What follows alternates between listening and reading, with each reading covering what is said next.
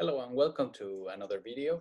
This time we're dealing with a particular topic also related to our discussion on gender and sexuality. In this regard, we'll see that gender remains an important lens through which we need to examine the topic of witchcraft. This is going to shift our attention a little bit because we're going to focus particularly in the witch hunts, which are more of a European phenomenon than anything else. We'll see a series of persecutions that took place in the early modern period, but they were centered mostly in the European world. And we'll see how this took place and what were the reasons for this to take place when it did. So just to give you an outline of the video, we're going to discuss how belief in supernatural forces has been a characteristic of human societies across time, and we're going to talk about specifically about the role of spirits, the belief in spirits and belief in spiritual force. One aspect of this is called shamanism, and we'll see how these shamans and wise men and women that practice shamanistic traditions sometimes are held as ambiguous figures and even become characters in their own right. And we will post the example of Baba Yaga that developed in the Slavic world. Then we're going to tackle directly the rise of witchcraft anxiety in the European world, and we'll see three triggers for that. And then we'll look at how the witch hunts as a historical phenomenon took place. What was the scope? What was the pattern? We will tackle whether this was a women's holocaust, as has been typified in some of the literature. And then we will look into more detail at the Salem witch trials, which is perhaps one of the more well-known cases of witch hunts, and that will also allow us to examine this as a colonial from the colonial perspective, and we will see how ethnicity also affected who was susceptible of being charged as a practitioner of witchcraft. So humans across time and across space have consistently believed and still believe in supernatural or spiritual forces having an effect on their lives, on their everyday lives, on their everyday world. We see this in practices such as curanderismo in Latin America, Ayurvedic medicine, or divination as well in many places in the world. We see people who are able to communicate with the supernatural world as people who are able to protect infants, to protect people against evil spirits. This has been a staple of the human experience, and we can see it in many places, in many moments in time, and in different contexts. Now. So many people started to believe from early on, perhaps from the Paleolithic, right, that a large host of spirits exist. And sometimes these spirits are associated with specific places. For example, the Greeks and the Romans thought about specific rivers and groves to be the manifestation of actual gods that were there, right? They were not all powerful gods, but they were certainly supernatural forces to be reckoned with. And so ancestral spirits demanded attention and veneration, and could cause good or bad fortune. They could bless or harm people. Now, certain persons were able to manipulate or were believed to be able to manipulate a spiritual force to use in favor or against a particular person, in favor or against someone. And a general term for this is witchcraft. A general term for this ability is witchcraft. So historically, people across the globe have been more likely to attribute misfortune or illness or death to spiritual power than they have been likely to attribute it to chance. And this is something worth taking into account. One aspect of this is called shamanism, and here's a map from the Wikipedia of shamanistic practices across the globe, and we can see it is just everywhere. Apparently, this particular map considered European shamanism to be extinct now, but it definitely considers Europeans as practitioners of shamanistic traditions as well. So, what is shamanism? So, the term shaman is the term for the specific person who is in tune, who is able to contact with the spirit world, and it comes from Siberia. Here's a depiction of a very early depiction of a shaman, a person in Siberia who is able to communicate with the unseen world, with the spirit world, being depicted by a Dutch chronicler. So, like I said, shamanism was a practice that existed everywhere in the world with very slight variations. In the Americas, for example, all sickness was interpreted as an attack from evil spirits acting on their own or at the request of a particular person, a particular shaman. So there was widespread belief also in the ability of shamans to do harm. And it's perhaps this belief in their ability to do harm that contributed to the notion that these shamans were priests of the devil, as this particular shaman is being described by Nicholas Witzen, by this Dutch person who observed it. Now, in Slavic countries, for example, there remained a strong sense in partly human entities such as Baba Yaga, who were both benevolent and harmful. So Baba Yaga emerges as a folk representation of a supernatural being that is ambiguous in its designs. It's characterized as a witch, but it's clearly a character, a folk character that has this some sort of earthly powers, and it's bound to the forests and the wild and the beyond, and very, very common.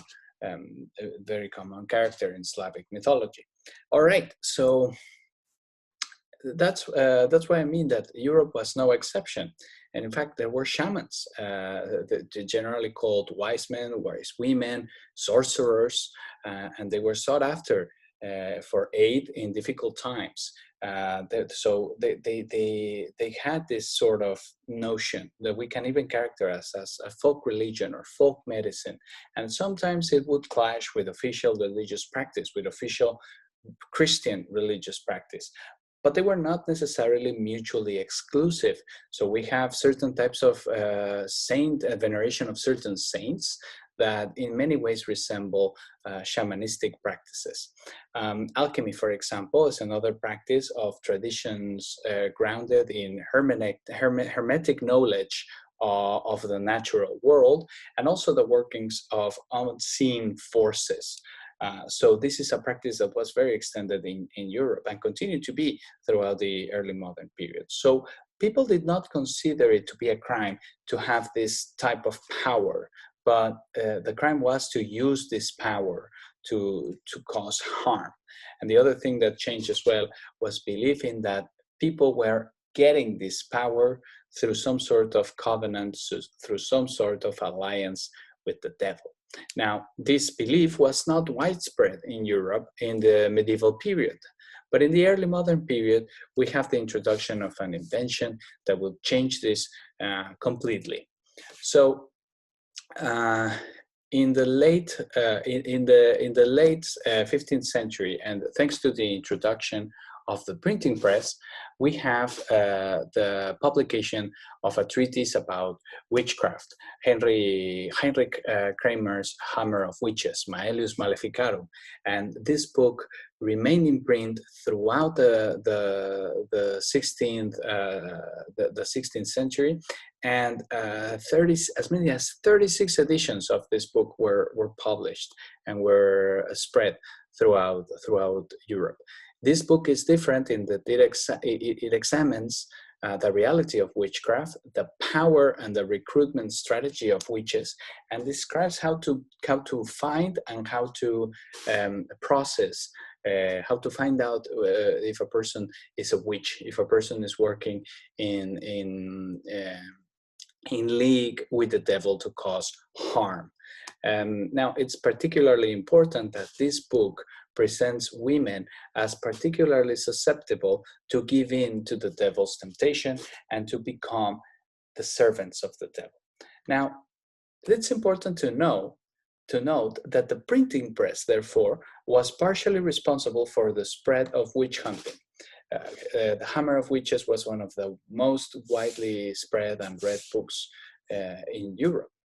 So in many ways, we almost always think of the printing press as an invention that helped science and ideas and reason to spread throughout Europe and to generally improve the lives of people. But in fact, it's not that. Technology does not by itself creates the betterment of people. We have the printing press in this case actually making the lives of many people much, much worse, because it spread fear, spread misconceptions, and typified certain types of procedures as legal ways to find out whether a person was a witch or not. So the printing press, you see, is not all good. It also had certain aspects that were harmful for the people at the time. So another aspect that is important is that after the Protestant Reformation, there was increasing intolerance in towards religious deviation between Catholics and Protestants, among Catholic and Protestants. So within Protestantism, within Catholicism, there is an ever-growing intolerance for religious deviation. And this is happening at the same time as this book is becoming widely known and widely published. And it was not the only book. There are many treatises about how to record, how to examine, how to find out witches, what was the risk, the peril of having them. So you see, for example, in the example in the middle, all men may see what a pestilent people witches are, and how unworthy to live in a Christian commonwealth. So they are unworthy to live among us, therefore they must be eradicated, they must be destroyed. And that continues to be the case. So Malleus Maleficarum is not alone.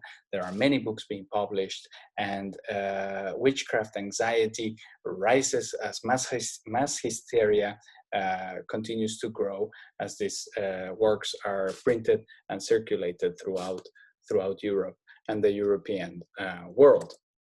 So with these sort of publications, a new definition for a witch emerges.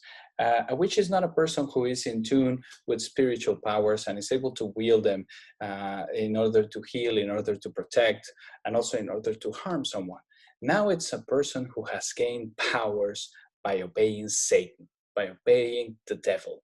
Witches are said to practice rituals involving sexual perversions, cannibalism, poisoning, and bewitching targets. So here the problem is that witches are bound to commit evil deeds because they have been seduced to do so by the devil.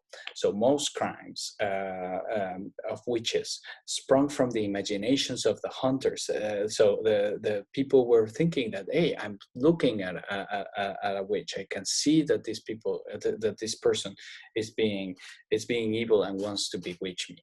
But also crazy people could both accuse someone or be accused of witchcraft. And even people who were tortured, examined for witchcraft would say that other people were witchcraft. So it's important to note that witch hunting was not born out of pure superstition or an illiterate, somehow ignorant society. In fact, it was highly educated, literate, well-trained urban elites that conducted most of the witch hunts. So that's important to know. People were highly educated and looking to root out evil in the world, and that's why they hunted people down as witches. So misfortune was clearly a trigger of a witch hunt. A witch hunt could happen anywhere, anytime, and they were kind of cyclical. They happened in Catholic countries, they happened in Protestant countries. They were a little bit more common in Protestant areas, but in general, they happened throughout Europe. And they were generally triggered with a failed harvest or an instance of sick livestock, the dying of cows or the dying of pigs.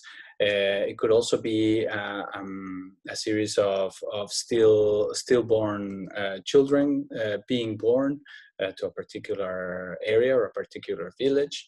And of course, as you know, the 16th and especially the 17th century was a period of great shifts in social, economic, and religious structures. So therefore, the opportunity for there to be personal or collective misfortune was enormous.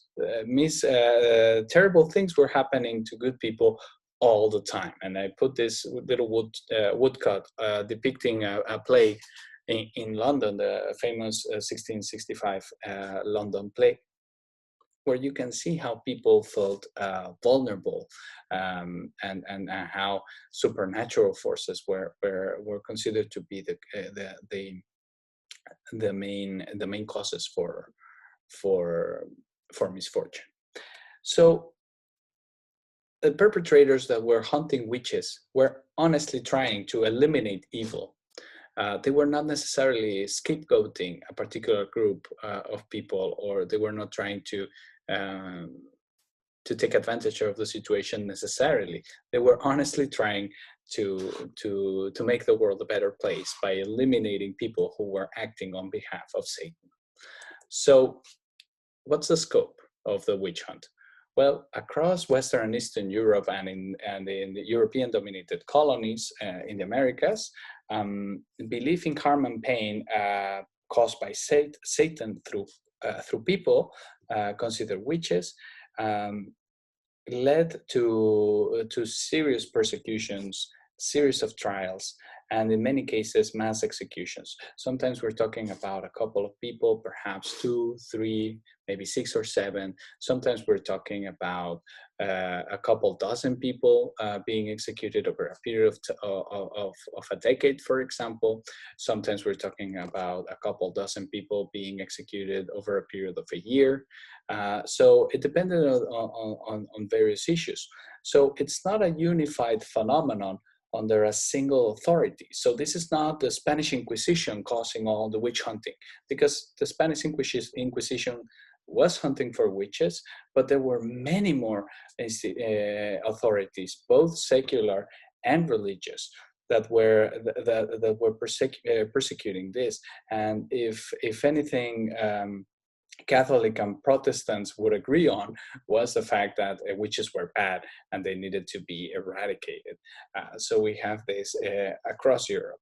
And estimates range between 50,000 and 200,000 people being executed, but millions more would have been otherwise affected, either by a relative being accused, by oneself being accused, tortured, and then somehow absolved of the process.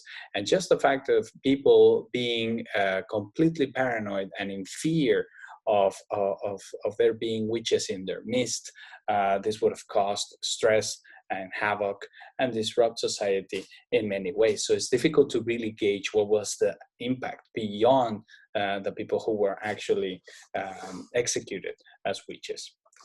So there's always a common pattern, okay? And here I'm quoting from Brian Pavlak. And first there was the accusation. Someone accused you that you were a witch. You would then be immediately apprehended. You would be arrested. That would be like the logical next step. So upon apprehension, you would be then examined to see whether you were or not, in fact, a witch. Now, examination could be, as we will see, inspection of one's body to find a mark of Satan, or in other cases, it would just be plain torture. torture in order to get a confession of you being a witch. So oftentimes people would falsely confess that they were witches, or accuse other people, or both. So the cycle would then repeat itself with another person. So now there would be more than one people being accused for the same instance, for the same trigger, the same misfortune that would have triggered the initial accusation. So examination often led to accusation and to confession. So once you confessed of witchcraft, the next step would be conviction. You would be convicted as a witch, and most often than not, you would then be executed. Now, people would also confess, knowing that they would be executed, also to allow for their souls to continue to live beyond death. So it's important to take that into account. Execution could happen in many ways. People consider that being burned at the stake was the most common form of execution for witches, but we also have hanging and as a very common way to execute witches, and of course any type of gruesome type of execution was obviously on the table. Now, like I said, examination was normally self-fulfilling. People would be inspected for any type of wart or mole or anomaly on one's skin, and that would be characterized as the mark of the devil if it conformed to a certain book that described what these marks supposedly look like. Now, of course, anything could be construed as the mark of the devil. Perhaps psoriasis or skin cancer could have been interpreted as being the mark of the devil. So all sorts of ailments would easily be interpreted as being the mark of the devil. Other people were subjected to ordeals. That is, they would be forced underwater, and if they survived from drowning, then they would be declared innocent. Sometimes they would be declared guilty, because the only way they would have been able to survive this ordeal was through intercession of Satan.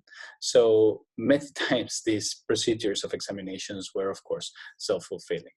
And of course, a good old torture, beatings and pressing and all sorts of tortures were used to find out witches.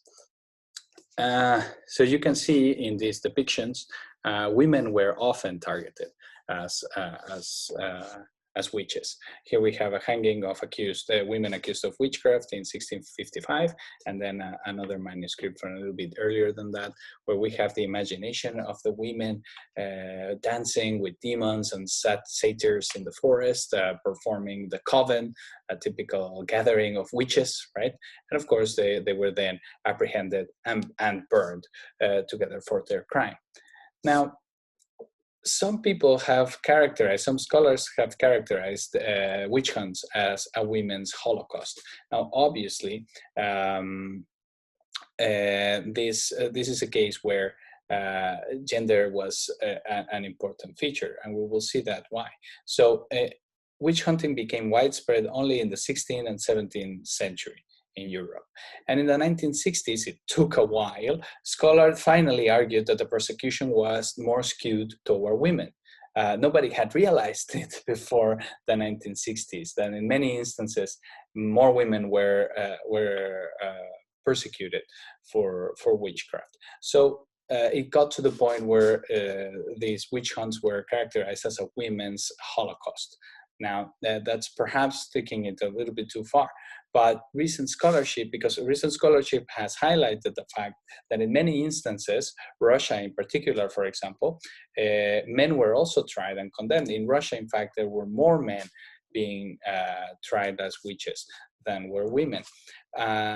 the authors that have tried to revise this idea of the women Holocaust show how other factors came into play in the process. So the common thread of this analysis is that the position of victims of witch hunts were in some way social outcasts or social outsiders, and therefore more susceptible to persecution. However, this does not imply that gender should not be discarded as a decisive factor, because almost always convicted women were social outcasts and singled out as suspects because of their failure or their lack of interest in conforming to societal expectations built around gender and sexuality. Like I said before, Kramer, the author of Malleus Maleficarum, The Hammer of Witches, argued that women were defective in all powers, both soul and body, and so more likely to become witches, to fall prey of the devil and do his bidding. So also proximity and certain societal roles. For example, lying-in nurses were also often accused because they were in close proximity to newborn children. They would be there to help deliver children. And many times, because infant mortality was extremely high, they were accused of somehow being responsible for the death of these children. So lying-in nurses, which was almost always a role performed by women, were more in danger of being accused as witches. And then, of course, older women who had gone through menopause, and often widows, and therefore people without any network of support from family, they were also targeted. So you see, even though all outcasts, all outliers of society were at risk, women were outcasts because of notions of what a woman's place in society should be. Right? No man was tried as a witch because he was a widow or a loner. And you see what I mean? So it was more suspicious that a woman should stay out of wedlock. Now, as I noted in my discussion about European marriage of patterns, there was a larger proportion of the population who remained unmarried in northwestern European countries such as Britain or France or the German states, and that may also be why witch hunts were a little bit more common in the Protestant world, and this is something to take into account. Now let's look at specific cases, and I'm shifting gears and going into the colonial world to see what would characterize a person as being an outcast. And here we have the case of Goodwife Glover, or Anne Glover.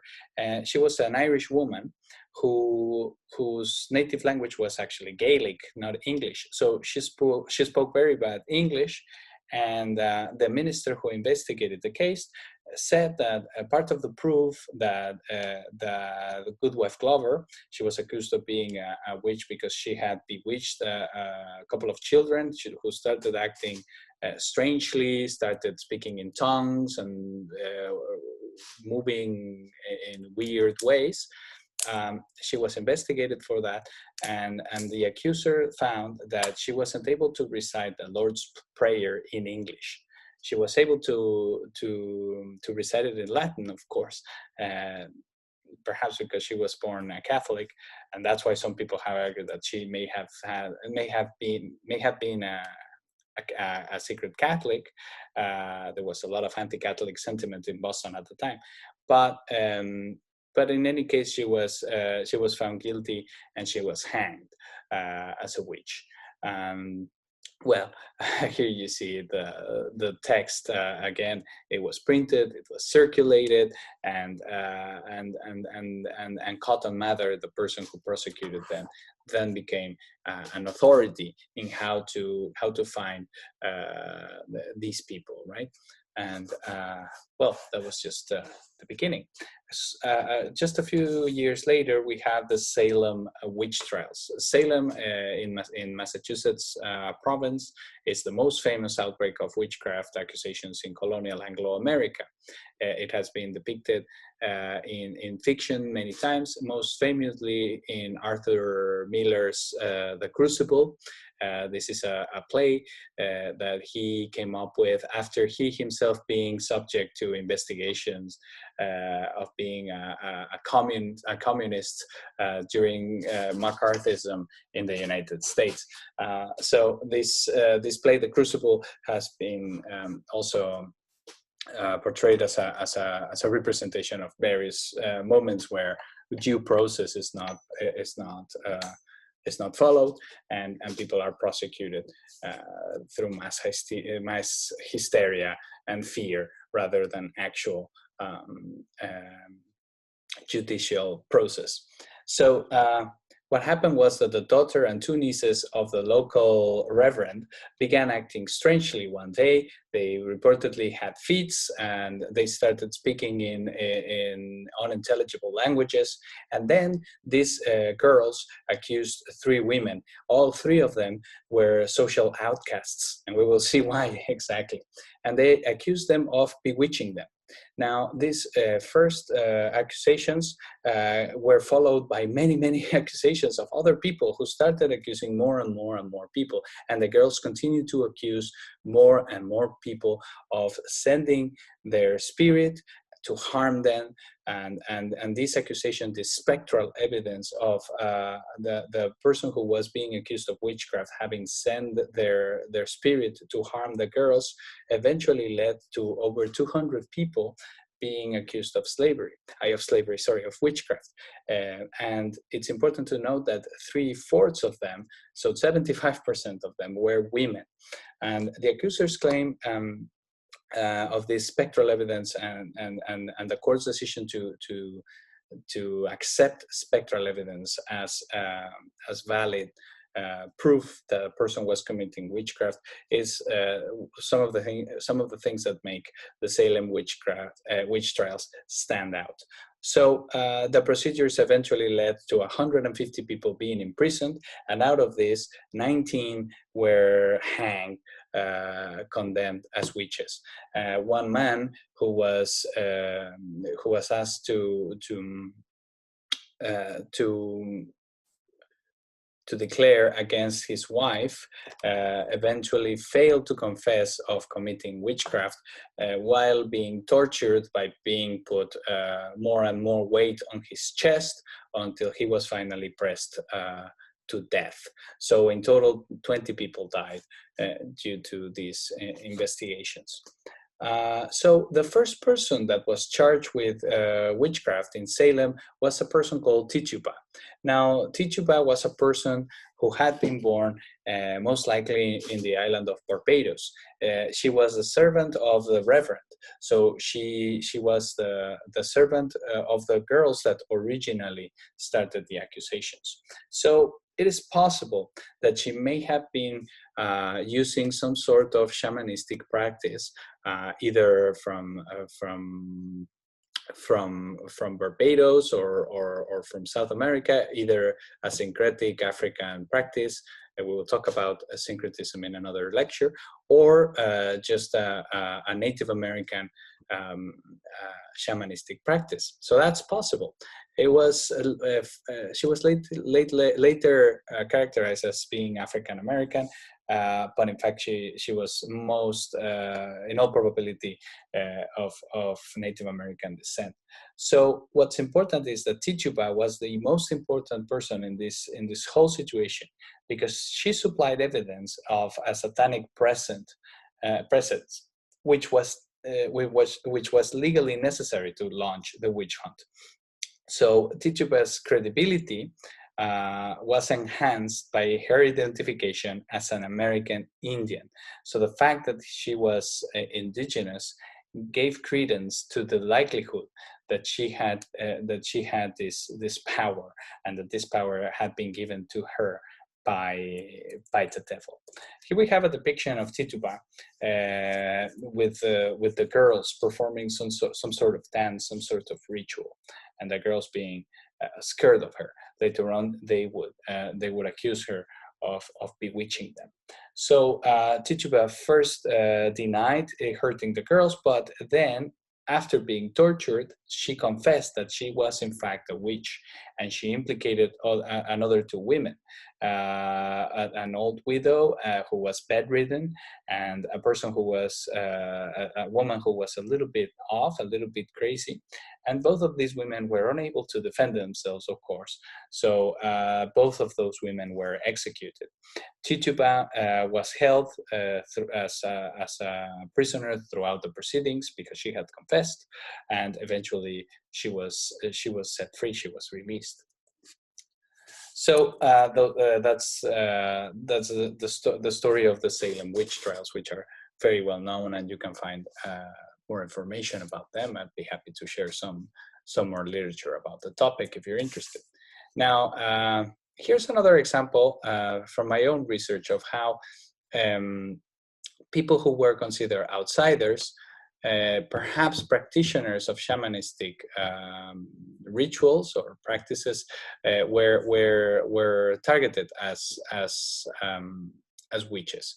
Right? In this case, we have a person who is accusing a certain Indio Chino de Filipinas of making incantations to get women and to win bets, and they're talking about this entire a group of muleteers, of Chino muleteers, that would sell herbs to get women and to win bets. So you see that there was association of these Indios Chinos, Filipino immigrants, characterized as being practitioners. Perhaps here we have, in fact, notices of folk Filipino religious practices being construed as incantations and sorceries or witchcrafts by this person in the late 18th century. So now, people did not all believe this. A lot of people were very skeptical about the ideas portrayed in Malleus Maleficarum and in all these books that were telling people how to find witches, how to discover them, how to persecute them.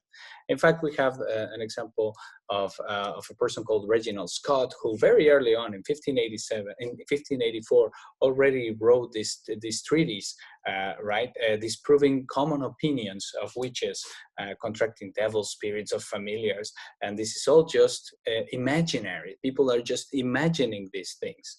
So he wanted to instruct judges so that he would be able to protect people who were poor, people who were older, people who were deformed, people who were ignorant, people who had deformities, perhaps warts. That's why we have this idea that witches have warts on their noses, because that's the mark of the devil. So all of these ideas, he said, these are all imaginations. People should not be condemned under these assumptions. And this was already being published in 1584, and he was not alone. There were more people who were publishing treatises against these fear-mongering witch hunting manuals. So eventually, these arguments against superstition, and especially against the use of dubious accusations and spectral evidence, dubious evidence, continue to emerge throughout the 16th and the 17th and the early 18th century.